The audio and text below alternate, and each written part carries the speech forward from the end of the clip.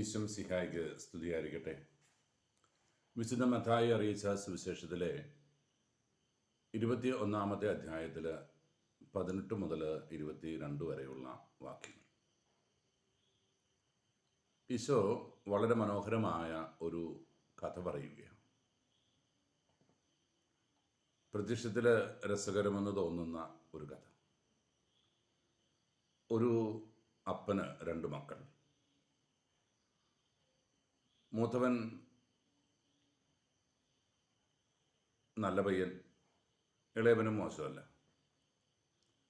ഏതായാലും അപ്പൻ മൂത്തവനോട് വന്ന് പറഞ്ഞു, എടാ പോയി മുന്തിരിത്തോട്ടത്തിൽ നീ പണിക്കാരുടെ കൂടെ ഒന്ന് പോയി കുറേ നേരമൊക്കെ നിന്ന് അവരുടെ കൂടെ ചെയ്യ്. ആ മകൻ പറഞ്ഞു, എന്നെക്കൊണ്ട് പറ്റില്ലപ്പാ. രണ്ടാമത്തവനോട് അപ്പൻ ഇത് തന്നെ പറഞ്ഞു. അവൻ പറഞ്ഞു, ഞാൻ പോകാം. പക്ഷേ പോയില്ല. ആദ്യത്തവൻ പറ്റില്ല എന്ന് പറഞ്ഞെങ്കിലും പിന്നീട് അപ്പനല്ലേ പറഞ്ഞത്, പോയേക്കാം എന്നോർത്ത് പോയി. ഈ 2 മക്കളെ താരതമ്യം ചെയ്യുകയാണ്.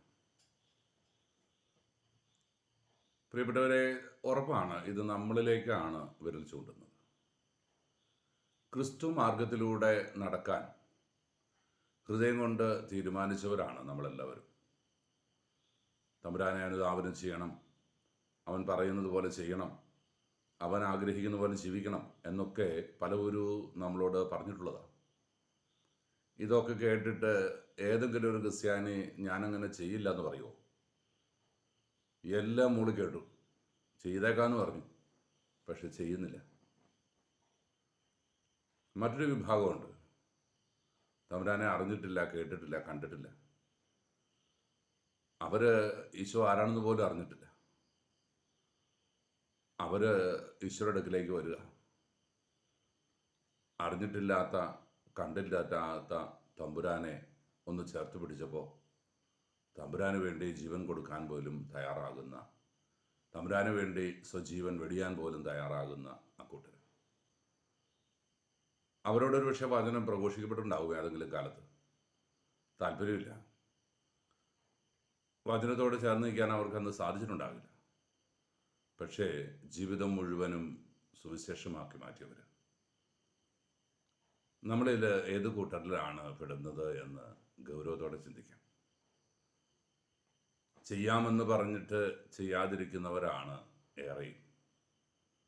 ചെയ്യില്ല എന്ന് പറഞ്ഞിട്ട് ചെയ്യാൻ മനസ്സ് കാണിക്കുന്നവർ തുലവും വിരളമാണ്, വിരലിലെണ്ണാവുന്നവരേ ഉള്ളൂ. ആ കൂട്ടത്തിൽ പെടാൻ എനിക്ക് സാധിക്കുമോ? അങ്ങനെ സാധിക്കാൻ വേണ്ടിയിട്ട് ഞാനിനി പോയി ആദ്യം ചെയ്യാൻ പറ്റില്ല എന്ന് പറയണമെന്ന് നിർബന്ധമില്ല.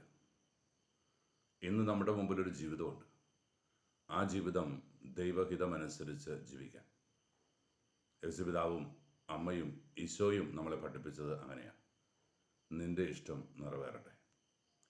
ദൈവതിരഹിതത്തിന് സ്വയം സമർപ്പിച്ചുകൊണ്ട് ചെറുതാകാനുള്ള ദൈവതീരുമാനം പ്രാബല്യത്തിലെത്തിക്കാനുള്ള, അവൻ്റെ സുവിശേഷം ലോകമൊക്കെയും എത്തിക്കാനുള്ള ദൗത്യം ഹൃദയപരമാർത്ഥതയോടെ ഏറ്റെടുത്തുകൊണ്ട് നമുക്ക് മുന്നേറാം.